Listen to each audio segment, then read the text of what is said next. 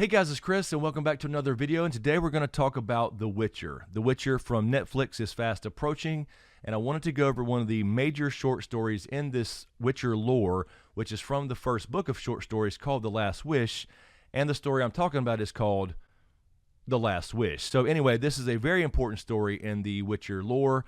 This will be taking place in Witcher Season 1, so this will contain some spoilers, so you will probably see this on screen, but I wanted to go over it for any of you guys who may be still kind of on the fence about The Witcher and whether you want to watch or not, or read the books, or both, whatever. And not only just for the lore itself to get you interested in watching The Witcher, but just to kind of give you an idea of the style of writing of Andrzej Sapkowski and kind of the subtle little twist here that's pretty damn cool in this little story. So again, this will contain spoilers. If you don't want to know anything about The Witcher and go into it completely blind, go ahead and click away from this video and watch something else on this channel, preferably. So anyway, let's jump right into The Witcher lore and explain The Last Wish.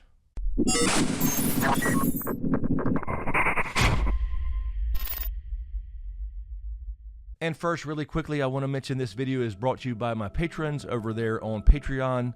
I really appreciate the support, you guys. You guys keep this channel going as we try to navigate this new changing YouTube algorithm. And I will say really quickly, not just for me, but for any of your favorite creators, be sure to make sure you watch these videos all the way until the end if you possibly can.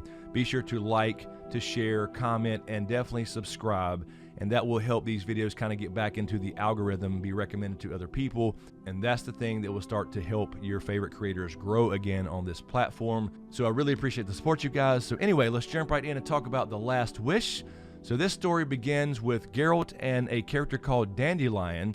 Now this Dandelion will be called Jaskier in the show, I believe. This is the original Polish name, but in the translations of the books and audiobooks, he was called Dandelion. Dandelion, or Jaskier in the show, is quite often a companion of Geralt. He provides some of the comedy relief. Now, Dandelion is also what's known as a bard in this world. Basically, that's just a poet or a singer, so he does write poems and sings and all this kind of stuff, so that's his profession. And he's also a bit of a ladies' man himself, like Geralt. Alright, so on to The Last Wish. So we open up with Dandelion. Again, this is going to be Jaskier in the show, as well as Geralt, and they are fishing for some breakfast.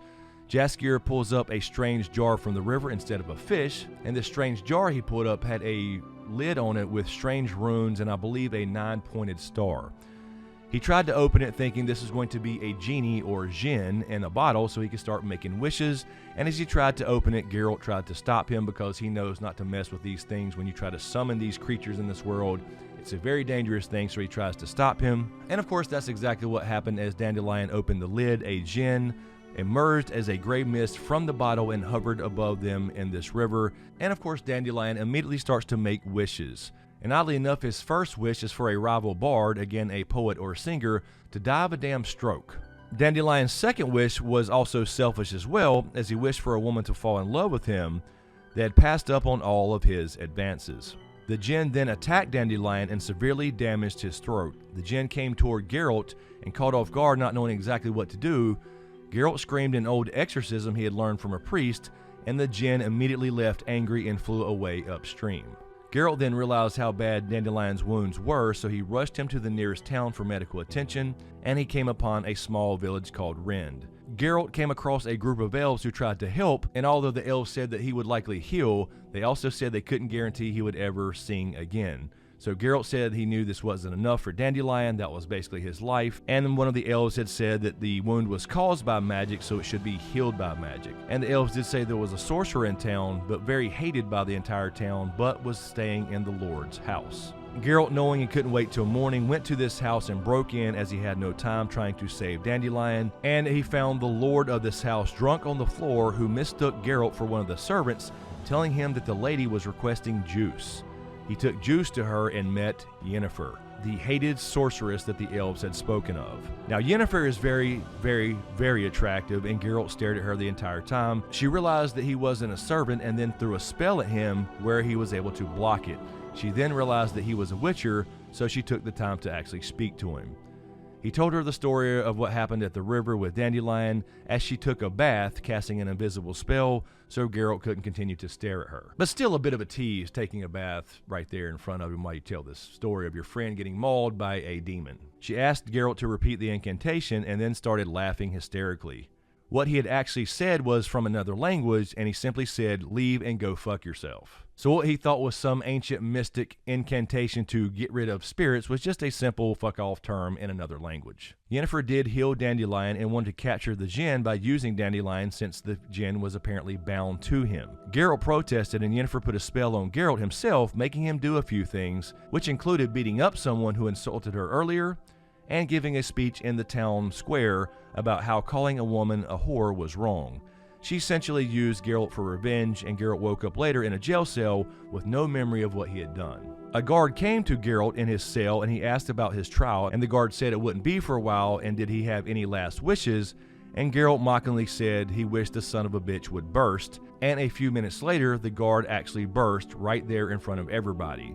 Everyone was completely confused, including Geralt. Later, Geralt and the elves were taken to trial, and Dandelion showed up completely healed, and Yennefer wanted him to use his last wish to make them believe the Witcher was innocent of all the crimes that he had committed. So Yennefer wanted to capture the djinn, but it's still being bound to someone, being Dandelion supposedly. She wanted him to use that last wish, therefore the djinn wouldn't be bound to him anymore, so she could capture it, and it would also set Geralt and his companions free. She used the strange lid from the jar and set a trap for the djinn, but it resisted and hovered above the city, destroying everything.